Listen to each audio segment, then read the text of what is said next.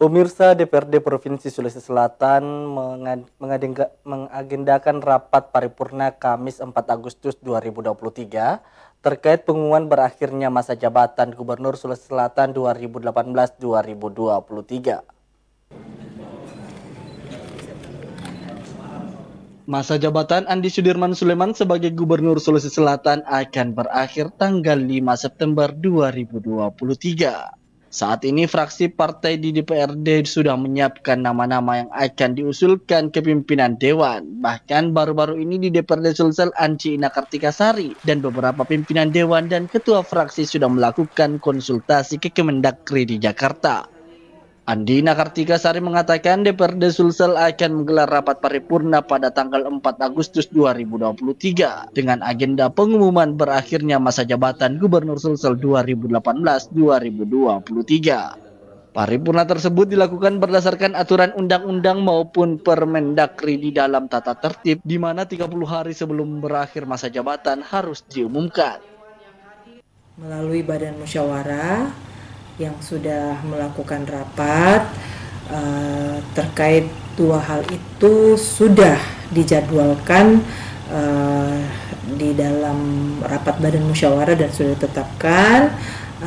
Kedua itu akan ditetapkan melalui rapat paripurna. Dan tentu yang pertama paripurna terkait dengan berakhirnya masa jabatan gubernur. Nah, itu sudah dijadwalkan akan kita laksanakan pada tanggal 4 Agustus. Itu kan Jumat besok.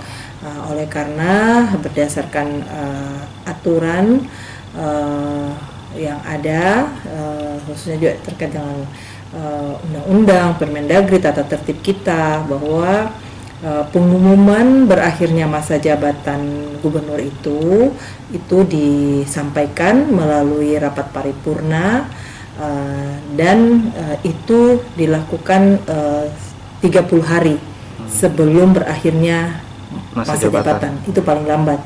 Nah, berarti kan kalau 5 September berarti kan kita paling lambat juga memparipurnakannya di tanggal 5 Agustus.